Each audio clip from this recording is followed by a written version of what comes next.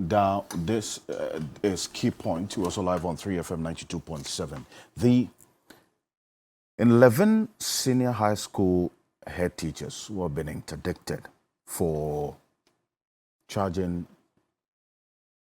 or taking unapproved fees is our next issue, because the committee that has been established to probe this matter has, we understand, has started sitting. The teacher unions say in future they want these cases to be referred to them for them to deal with as well. But there are issues in there as to why exactly these teachers took this initiative. Was it because they wanted to address a problem that they are faced with to avoid the children or the students being affected? And how could that have been done to avoid all of this? This is Angel Kpebu, who is the president of NAGRAT. I want you to hear him, because right after this, we'll go for a quick break. We'll come back and Dr. Clement Apak will deal with that matter first. Take a look. For me, if I'm a headmaster, now, I go to school and I work to the rules.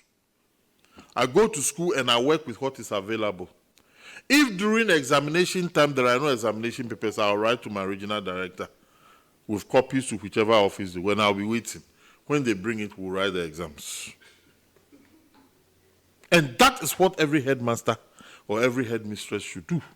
I will not take phone and call any parent, because when I call a parent, I'm soliciting for the parent to provide for us, which flies in the face of the rules. Play according to the rules. Work with what is provided. If food is inadequate, write. If there's no money for detergent, wait.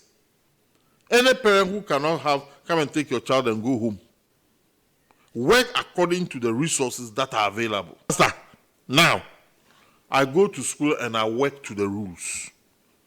I go to school and I work with what is available.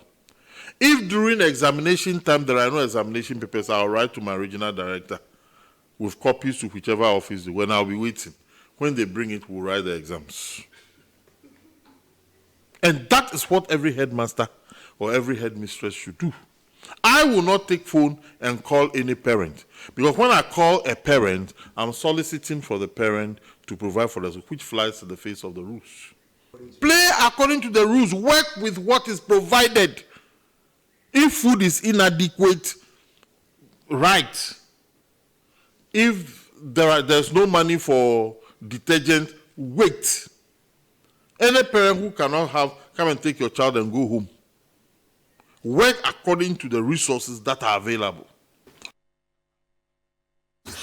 That's the president of the National Association of Graduate Teachers, NAGRAT, Angel Kpebu, there. This was after 11 head teachers of senior high schools across the country. In fact, a number of them from the Ashanti region. We'll put the areas and the senior high schools on the screen shortly.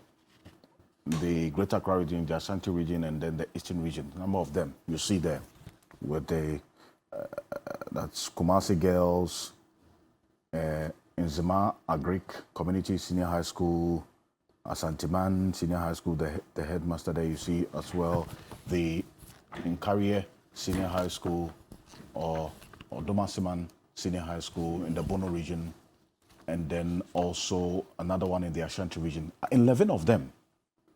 They've been suspended for charging unauthorized fees. When you look at some of the prospectus that some people have put out, we will show it as we go on.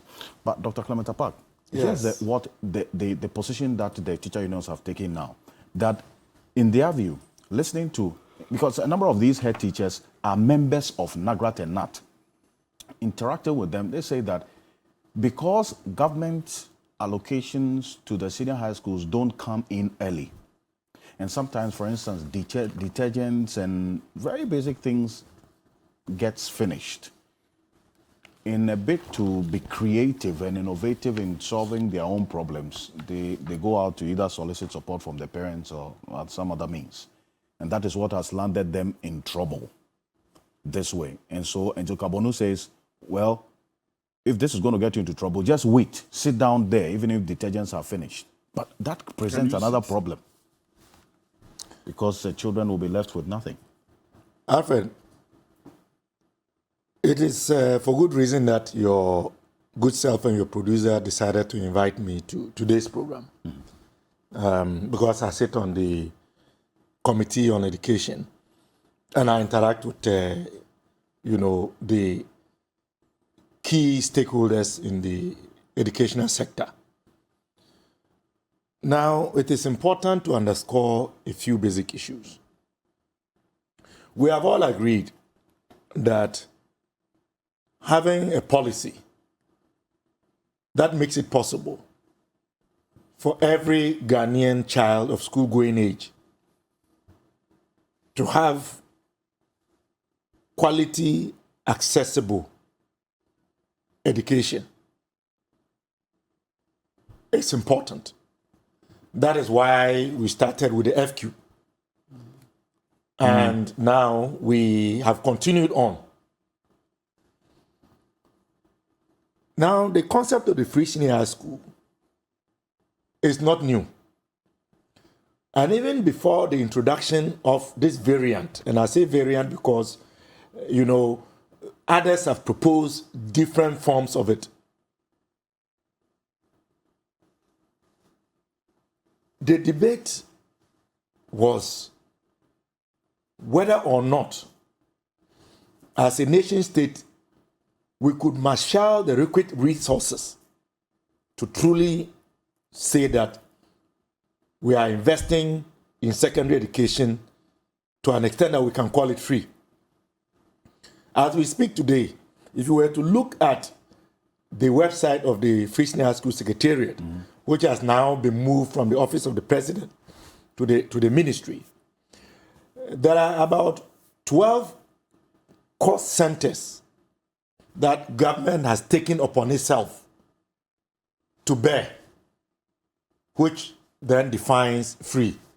So free boarding, free tuition, free admission, free core textbooks, and I know them. Mm-hmm. But the problem we are having is this.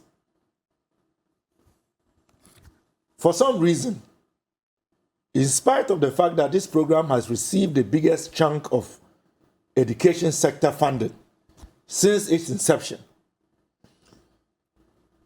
the implementation of the policy is still bedeviled with a number of challenges.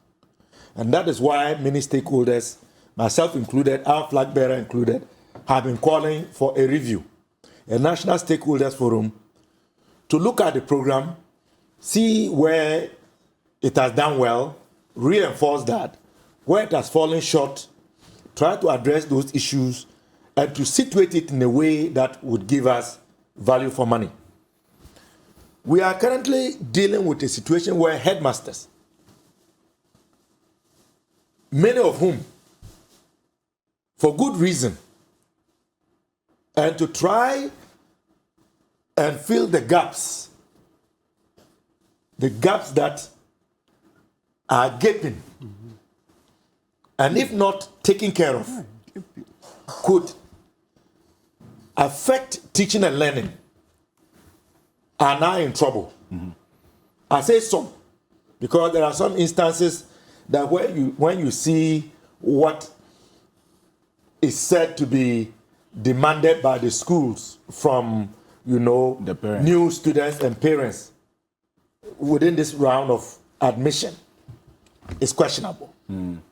But by and large, many of them are trying their best to let a system that is challenged run.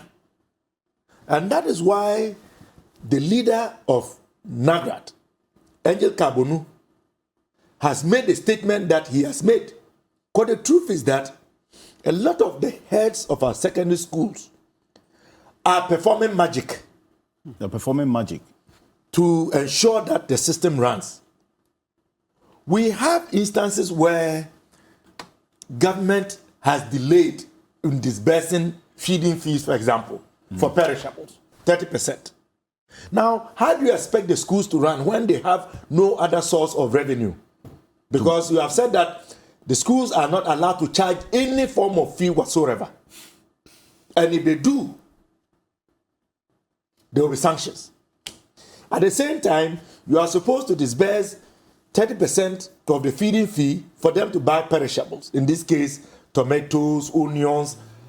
And if that money doesn't go, how do you expect the headmasters to be able to keep the students in school for teaching and learning to continue? You spoke about detergents. They obviously have to use washrooms. They have to clean the washrooms and toilets. So if those monies don't go for the schools to procure detergents, can you imagine the situation in terms of the hygiene and the health consequences? And then you look at issues like utility. In fact, not long ago, some schools had their utilities cut off. In fact, and Kpebu made the point that the prepaid subventions have not been given as yet. Exactly. And the schools have reopened. Exactly. So they don't have prepaid sometimes they don't have electricity. And although government pays, the manner in which government has arranged with, the producers of electricity to pay is at a national level. At a local level, we see situations where the ECG, Ghana Water officers at the local level do not seem to be in consonance with their national officers. And I asked this to the minister at committee just 3 days ago, all of these issues. And even he admitted. So the point Kpebu is making is that do not jeopardize your personal integrity as members of NAGRAT. Do not allow yourself to be sanctioned and publicly embarrassed for trying to use creative ways to deal with situations that you have not caused. So if there is no water, there is no water. Don't go and try to lady students or parents or get the PA. We no longer even have PTA. It's PAs. Parents Association. Don't do it. If there are no detergents to wash the washrooms and clean the toilets, so be it.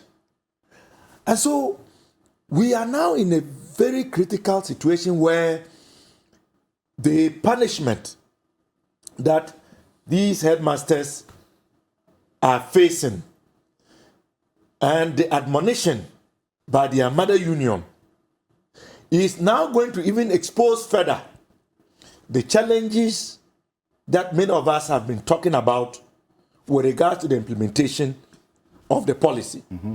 And I agree with Angel. Look, government says that don't do this. Don't do it. Don't try to be Father Christmas. Don't try to cover up. Even when the situation presents a challenge? Even when the situation presents a challenge, for instance, detergents are finished. But what are they to do? So they are finding creative ways of dealing with these matters, and that elicits sanctions. And you see, we are all human beings. We have dignity. We have self-pride. We have integrity. And so if you are going to try and let the system that is challenged work, and you are going to be publicly shamed and punished, why should you do it?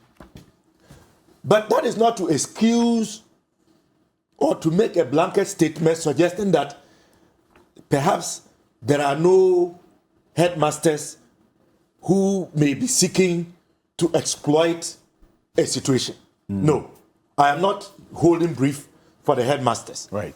But wrong is wrong, right is right. Follow the rules of the game as presented to you by the Ghana Education Service and the ministry. When the issues become public, as the Americans would say, if the SHIT hits the fan, we will all know. And then we will all then agree that, hey, it is not going well. Let's do this, let's do this, let's do that. So I think the import of Angel Kpebu's statement is out of frustration. That why are you killing yourselves and allowing yourselves to be publicly shamed and ridiculed for trying to mobilize resources and use ingenious and creative ways to deal with matters that ought to have been dealt with by government. This is what he's trying to say. And I agree with him. When this came out, some people said that if the head teachers wanted to be innovative and creative, take an initiative, then they should also make it formal, right to the GES or Ministry of Education to notify them that this is what they intend to do. How about that? Look, Alfred, I hold here, and I've shared this with you so many times. This is a communique of the Conference of Heads of Assisted Secondary Schools, CHAS. Every year when they meet, they produce a communique. If you go through this, you would understand. And every year that they are holding their conferences, they invite either the minister and or his deputies. I know there are instances where the president himself has attended, and they issue this communique. I can tell you that government has never really given attention to this communique. If you read the content, and if government were to be minded to address the issues that they raise year in, year out, and we don't have time, if not, I can read them. I mean, to do with the food system, the buffer stock, the invoicing, over invoicing, the supply of unwholesome food, the fraud going on, the delay in the disbursements of the monies, the fact that library and ICT fees have not been paid since 2017, and which ought to be paid, challenges to do with, school apparel. I mean, the issues are so many. That's the uniforms. Yes. So it is not for lack of presentation of their issues to government. So this is all of these challenges are captured in this all communique. of these matters are captured. It is a what? A 20-point communique. 20 points. I mean, you can go through it. So what do you want them to do? If CHAS is not being listened to, and CHAS represents the headmasters, and so Kpebu is saying, look, you have done your part. If they will not listen to the issues and address them, don't try so hard to be the hero. Let it be. Let the place be smelly. Let the flies be hovering around. Let the kids get sick and go home. And then action will be taken. So that is essentially what Angel Kpebu is trying to say. You have stated your position on the free senior high school policy. And then again, if you look at these challenges, and even at a point, the accountant of government, I'm talking about the finance minister, made that proposal that left to him, if I had parents who can pay, be made to pay. The challenges of this free SHS are quite evident. But then again, you have government very strong on its position to do wholesale financing, including boarding fees, as we have seen. And then the teachers take this initiative, they get themselves in trouble. So now the resolve is that, well, we will sit back and wait, no matter how long it will take for government subventions to come in. This is what we intended to do, so we'll stay out of trouble. Lawyer. Okay, so Mr. Okansi, I see 2 points here. The thing about funding and also the proactive steps taken by the head teachers, even though some, even though it appears those may not be in accordance with law. But I commend them, except those who probably were taking the money to benefit personally. Okay, if they were taking those monies to benefit personally, no, those ones I don't support. But those who took the initiative, even though illegally, to be able to help the students, to be able to ensure smooth administration of the schools, I support them. And I hope that the committees shouldn't come out with dismissals and those things. Now, we'll come into details. Let's come with the first challenge, which is the funding. Of course, like you've stated, I'm a self-appointed ambassador of free SHS. Okay, I support it 150%. So sometimes I say that, okay, those who even criticize me say that, oh, I'm always against this government. I'm like, okay, if it were possible for free SHS to be the main topic for discussion every Saturday, you would have found out that no, I'm not against Akufo-Addo, because when it comes to free SHS, at least for the policy, I allowed him for it 150%. Of course, we also recognize that it's a constitutional imperative under Article 25. It's a constitutional imperative, but at least the fact that he took the first bold initiative. I also reckon what Mahamat did, but he was more gradualist. Yes, he was more gradualist, that let me expand infrastructure first before, progressive. And Akufo-Addo says, look, let all of them go. Let's do the shift system.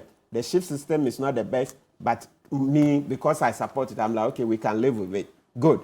But now, the challenge is this. Look, there is no issue with funding. No. There is no issue. The real issue is that Akufo-Addo and his people are chopping the money and failing to prosecute corruption.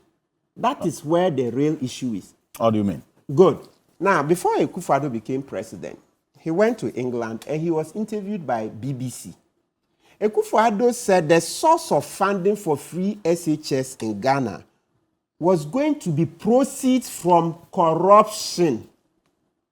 That's what President Akufo-Addo said. He said he was going to fund free SHS from proceeds of the fight against corruption. So he was going to make sure he would fight corruption, so the NDC people who had stolen, he would bring all of them before court, prosecute and recover all the money. His own government appointees, he was going to fight. Verdict, today, 7 years on. How much proceeds has he recovered from the fight against corruption? Or was he throwing dust into our eyes? He said it. You guys don't have it. When I used to go on Joy FM, they would play it often. You hear Akufo-Addo. Does your producer have the tape? Let's try and play it. Because they say a picture is worth 1,000 words. That's what he said. And it was in the context of the fact that at that time, it was estimated that we lose about $3 billion annually to the fight against corruption. Or in other words, people were stealing about $3 billion from us annually. And he said he would stop it, and this was more than sufficient to fight corruption. So today, if they say there's no money and head teachers are performing magic, as Honorable Apak says, then it means that Akufo-Addo has what? Failed. Failed. Because the fight, because he hasn't fought corruption, he hasn't recovered. If you go by the Auditor General's report, even last year, so I can't remember the 2021 one, the irregularities were more than 19 billion Ghana cedis. Yes, 19 billion Ghana cedis. How much have we recovered through disallowance and surcharge? Mr. Johnson, it's not fighting, it's not issuing disallowances and surcharges like Domlevo used to do. It's not as strong as Domlevo, so you don't see much. The last report I saw, it was a paltry sum, some figure. It's not more than 200 million in terms of what had been recovered, the last report he did. And in that line... What's the challenge in there? Why we see that misappropriation of public funds is ongoing, captured in the Auditor General's report yearly, but then the action that needs to be taken to recover these funds are not being taken. So what's the point? Weak leaders. Johnson Ekwe is weak compared to Domlevo. You see how Domlevo was fighting. You see Domlevo caught Akufo-Addo or Safo that this matter, the $1 million thing, or what is the figure, the Kroll and Associates. And then they masterminded, they removed him. Thank God, even though the Supreme Court decision came a bit late, eventually the Supreme Court vindicated Domlevo. Yes. You led that case? Yeah, I led it. Yes, people were saying, oh, Martin, withdraw this case. I said, no, I'll not withdraw. Once we've caught Akufo-Addo pants down, let the court pronounce. And the court caught him, said Akufo-Addo, what he did was wrong. He was now micromanaging Domlevo's office like a human resources manager. You see, so the point is that Akufo-Addo is putting in weak leaders, very weak. He wants people to be like him. Yes, sir, yes, sir. Is it any wonder, this Mr. Okanse, that how many, 3 years on, when Johnson Ekwe said he was going to issue a report on the 52.5 billion cedis that we can't find. The case Mr. Mike Aflu has been championing. 3 years on. Still, the report is not out. 3 years from, is it October 2020, right? That Ekwe wrote that he would come out with a report. Where is that money? Where is that money? So you see, when they say there's no money, and then people are even saying scrap free SHS, I'm like, oh my God, are we sure we understand what we are doing? Free SHS should never be scrapped. We have more than enough money. It's the stealing, like what Kennedy Japan said, that they're just stealing and what? Stashing it abroad like there's no tomorrow. That is where the problem is. Now it's being funded that with is the where oil money. Yes, and that is where the problem is. You said you would fight corruption to fund free SHS. You come and then you find out that you can't even fight. You don't have the strength. You yourself, you are so corrupt. So corrupt How are you going to fight? You don't have any moral compass to fight corruption because yourself, you put your brother as finance minister so that we borrow, then your family makes money through your finance minister's what? Company, data bank. Such a person, how are you going to fight corruption? When you are the epitome of corruption, when you are the mother serpent of corruption, when you are the clearing agent of corruption. I mean, it's such a joke. And that's why, you see, every now and then, I even repeat to Akufo-Addo, we've not forgotten, if you go to Article 60, Clause 11, it says that, look, if the vice president and the president resign today, we can have early elections. This is a man who has said that he can't do anything. He's waiting for the new leader. So why don't the two of them go today? Let's have the elections within 3 months, because he's bereft of ideas.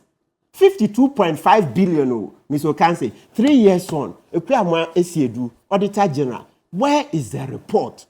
3 years on. Do you agree? Have you petitioned the Auditor General on this matter? Well, Mr. Flu has already petitioned, right? He took the case to Parliament.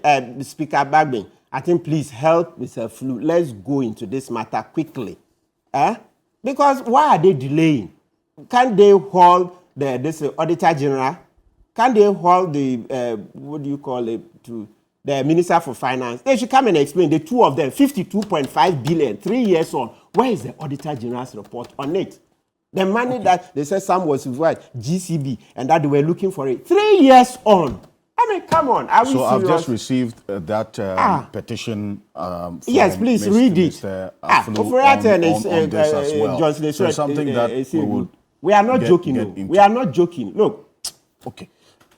Lion Diapakubi. Please, I thought you were going to read the petition. Yes, it's done. Oh, so the second part. So let me come. And the second part, the headmasters. Yes, just 1 2 minutes. So as I said earlier, look, those headmasters who took the initiative, look, let me tell you, I commend them. That's for those who are not charging those monies to spend personally, but to help resolve some of the issues in the school. I commend them. Yeah, so today you may be suffering. They may have interdicted you, but just know that, look, for those of you who aren't taking the money personally, you fought a good cause. Okay, we'll continue to support you.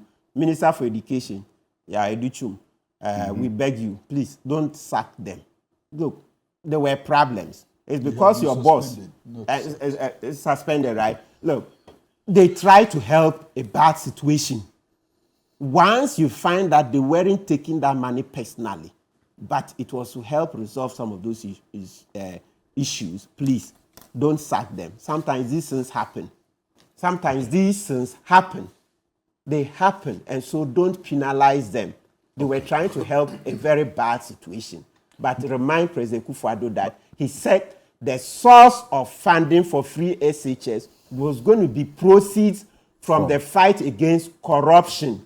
Today he sits in office, Napaga Tia Sulemana, the lady who signed and approved for the illegal money to be paid, the NDA case. She's still in office. And this is a case that you took up. Yes, so what's the status of that NDA case? The case is being prosecuted in Tamale. I went there to listen, testify. Yet, Clara Napaga Tia Sulemana, who signed the final boss, even though OSP didn't prosecute it, and that's one of my beefs against OSP. Because of a tight connections with you, Akufo-Addo, she's still in office. You haven't sacked it. There's a response from the education minister for you. Yes. This is a plea that you make. Yes. I want to take a listen. Take a look. Judge, the system, regional directors made a determination that they should step aside. As the Minister for Education, I should not prejudge it. Headmaster worked so hard for us. They are determined, they are committed. When issues like this come up, we approach it with our open-mindedness. So I'll leave the process to the system that they have created to give them a fair hearing. Thank you. Okay, please. The education minister there. Yes. Yes, indeed, in response to the issues that you raised. That's his position. Lawyer Pelkubi. Right, thank you very much. One problem I have always with discussing subject matter that we deviate too much, bringing in red herrings and things, is that sometimes when you politicize all subjects, you end up doing unnecessary propaganda. For me, the subject matter and the discussion is the problems of the heads of schools who, in their effort to probably try to do something extra, they have found themselves in difficulties. I think we stick to that. We will be able to prefer solutions rather than just ranting on issues that are not any issue in the subject matter. For me, I just received some information from one of headmasters that I know, and he says that it is not always the case that the headmasters have done anything wrong. And I want to associate myself with the minister's response. Let us subject it to investigation. At the end of the day, let's find those who have done something wrong, those who have done nothing wrong. And some of them deserve commendation, whilst others may be candidates for punishment. So let's wait until that time. And this headmaster is telling me that in some cases, these requests have been done by housemasters at their blind side, or house mistresses. And the levies are collected by them for a good cause in the dormitories and all that kind of thing, without the headmasters getting involved. In situations like this, and I like the response of the head of the minister, Education minister. Let us investigate. Let us not cast everybody into the burner because of allegations. Let these allegations be investigated and proven. And for me, every policy, be it from government, be it from school, be it from wherever, requires that there must be periodic review of policies. In fact, this free education thing, personally, I rooted for it. I have rooted for it at all times because of my personal circumstances. When I was a student, I struggled through school. In fact, had it not been some benevolent, supporters of my education, I would not be here because it was not possible. In my case, it was not just possible. Secondary school education was not possible. But somehow, God, the way he works, he opened an avenue for me. So I understand when students are crying because they cannot have education. I also understand when parents also feel that I would have done it, but I don't have any opportunity. So the free education, as all of us agree, let it stay. But let's continue to review the policy and see where, if it comes to the point that support could come from somewhere, why not? In fact, the last week, I visited my own alma mater, and I was motivated to support the school. In fact, I paid some money to the school, and I'm even preparing to donate some cement also to the school. I see. Nobody has asked me. In fact, the headmaster told us about a project that past students are doing, which has stalled because they are not paying. And right there, we made contributions. And so, if a headmaster is able to advertise the problems and challenges they face, and students or past students are prepared to support, I don't see anything wrong. And indeed, reference to the finance minister of his suggestion that those who can pay should pay, I support that position also. You support because that proposal by the finance those minister. who can pay, if they pay, they will also offset the cost of those who cannot pay. Right. So it would be a good suggestion. Let us not say that because somebody said that everything must be free, everything must be, let's stay there. When somebody says, I throw a support, you say, we won't take because the man says it should be free. And it is a policy, it is running, it is live policy, and it will face challenges even along the course of time. But when the challenges come, let's also develop capacity to also, provide support so that it does not kill the idea. I am not in education, so the little that I know is that this free education was expanded to even include school uniform. So even parents who could buy school uniform, they are not buying. So if a student or the student group or the PTA says that we are prepared to provide a uniform for our children, we should allow them to do it. And if PTA says that we are prepared to provide extra textbooks for our children. I don't see anything wrong with that. So let's rather encourage. In fact, in the United States, vice chancellors are not appointed from academia. They come from business communities. They appoint business people who will come as vice chancellors, and their job is to find money to run the universities. And because of their network, their connections, and their skills in marketing, they end up, bringing resources into the school. So if the headmasters are being innovative, all that I could say is that let's encourage them to so be.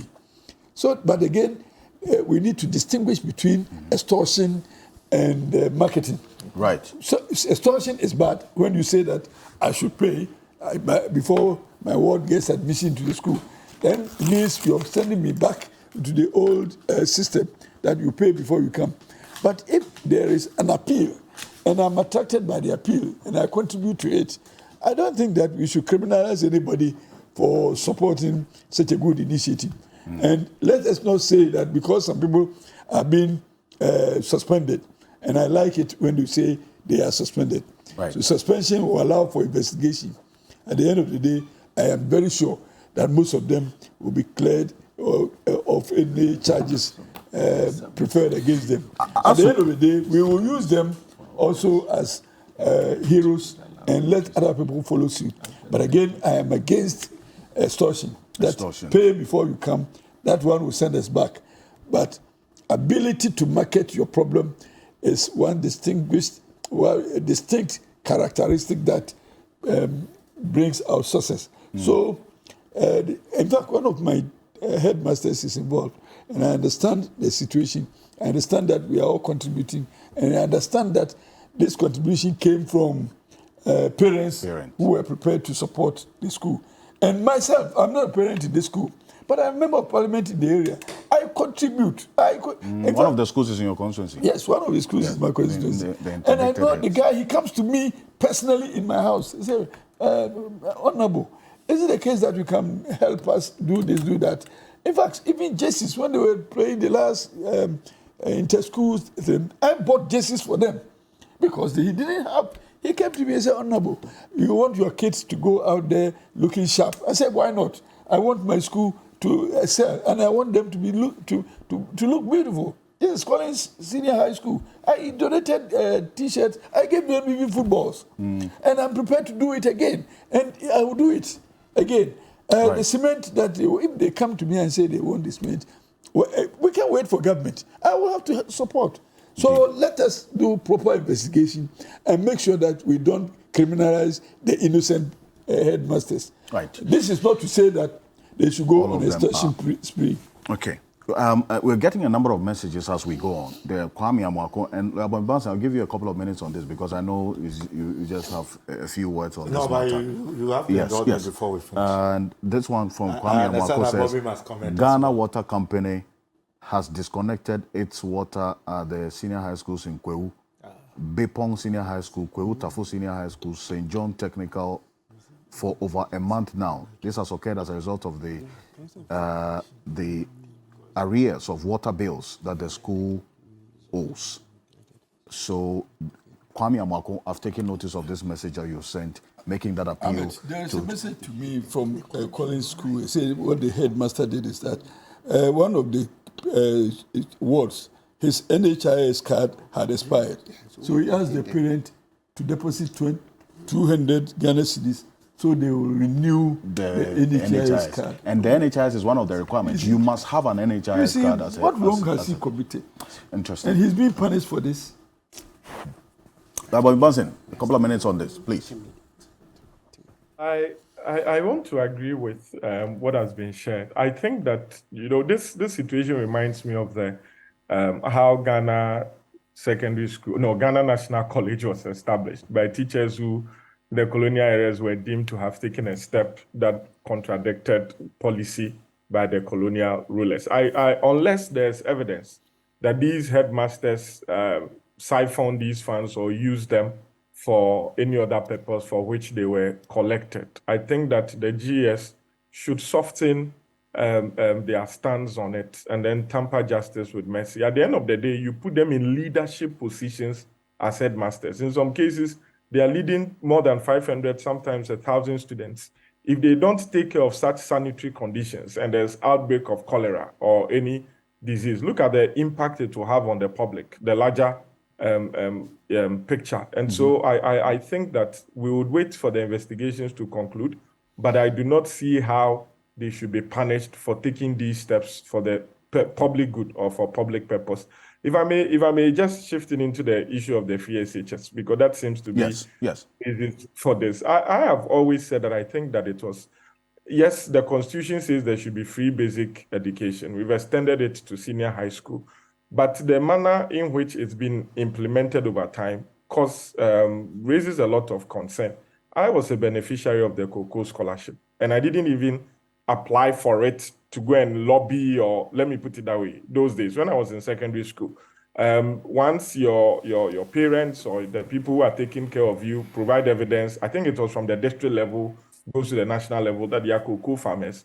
These things are looked at. Now, if we have a policy like that, like the Cocoa Scholarship, or the National Scholarship Secretariat, if they are parents that genuinely cannot afford, I believe that the structure should be in such a way that they could apply to take advantage of these existing structures instead of making it a wholesale, because it is the wholesale implementation that would give room for the abuse and the corruption that Senior Martin Kpebu speaks about. But be that as it may, it seems to have come to stay.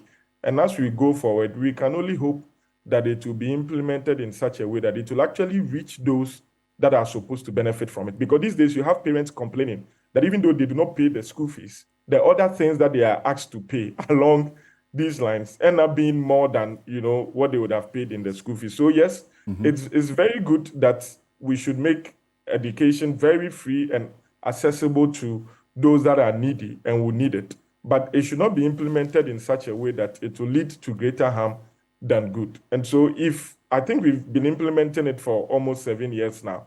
If there are opportunities to review and reform it so that it will have more impact and be more beneficial, I think we should consider some of these backlashes and then put them in a reform or a review. Great. And finally, Dr. Clement Park on this matter. I am glad that we all agree here that the program is a good program. It's a good policy. But it is challenged.